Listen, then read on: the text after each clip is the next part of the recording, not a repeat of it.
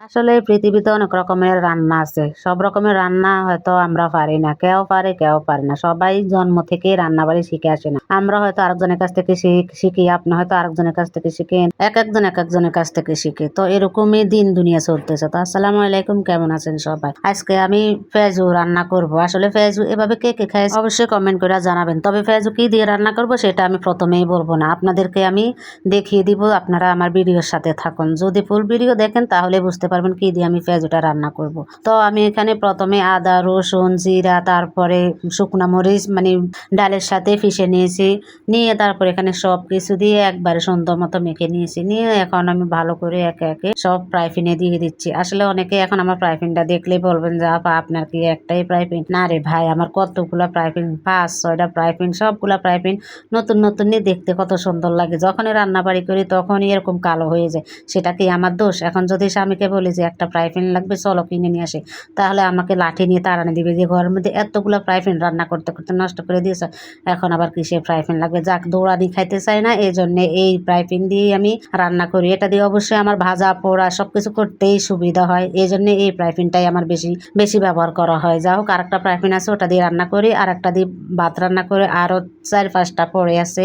এগুলো অবশ্যই চুলাতে তেমন একটা ব্যবহার করি না, পুরানো হয়ে গেছে। তো আমার পেঁয়াজগুলো তো হয়ে গেছে। এখান দিয়ে আমি কড়াইয়ের মধ্যে মানে ওই ফ্রাই প্যানের মধ্যে আরেকটু তেল দিয়ে এখানে আমি পেঁয়াজ কুচি, তারপরে শুকনা মরিচ, আদা, রসুন, মানে মাংস রান্না করার সময় যে গরম মশলা যা যা লাগে সব মশলা দিয়ে দিছি। দেখতে পাচ্ছেন তেজপাতা, এলাচ, দারচিনি সবকিছু দিয়ে দিয়েছি। দিয়ে এখন ভালো করে আমি নাড়াচাড়া করে এটাকে কষিয়ে নিচ্ছি মশলাটাকে। আসলে মশলাটাকে ভালো করে কষিয়ে নিচ্ছি। আর দেখতেই পেলেন কতগুলো পেঁয়াজ হয়েছে।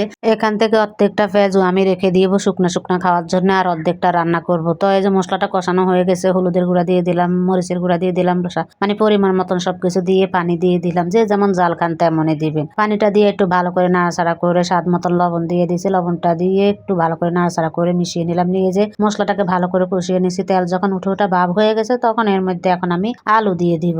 মশলাটা সুন্দর মতন কিন্তু কষানো হয়ে গেছে, অনেক পানি দিয়ে কষিয়ে নিয়েছি, ভালোভাবে কষানো হয়ে গেছে। তো আলুটা দিয়ে এখন একটু ভালো করে নাড়াচাড়া করে নিচ্ছি। ভালো করে নাড়াচাড়া করে তারপরে ঢাকনাটা দিয়ে দিব। দিয়ে 5-6 মিনিটের মতো রান্না করবো। 5-6 মিনিট পর আবার ঢাকনাটা তুলে নাড়াচাড়া করে ঝোলের জন্য পানি দিয়ে দিব। আসলে এই কষানোর মধ্যে কিন্তু কি হাফ সিদ্ধ হয়ে যাবে।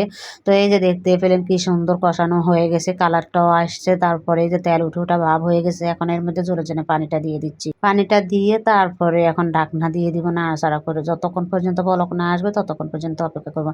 আসলে তরকারির মধ্যে একটু পানিটা বেশি দেওয়া লাগে, যেহেতু পেঁয়াজু অনেকটা পানি শুষে নেয়। কারণ পেঁয়াজু যখন ফুলে যায় তখন কিন্তু অনেকটা পানি শুষে নেয়, যেহেতু ডাল। তো পানি বেশি করে দিয়ে তারপর ঢাকনাটা দিয়ে দিলাম। দিয়ে যে বলক চলে আসছে, এখন আমি ঢাকনাটা তুলে আবারও নাড়াচাড়া করে দিব।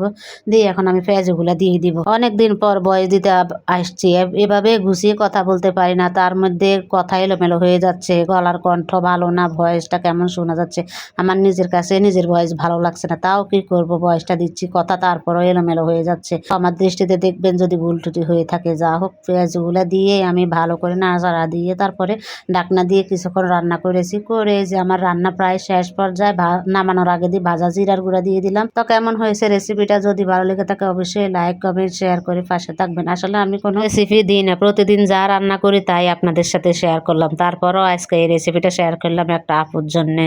আপুটা বলছে আমি কোনো রেসিপি দিই না, শুধু ভিডিও দেখাই। তো আপু দেখে নেবেন ভিডিওটি পর্যন্তই। ভালো থাকবেন, সুস্থ থাকবেন, আল্লাহ হাফেজ।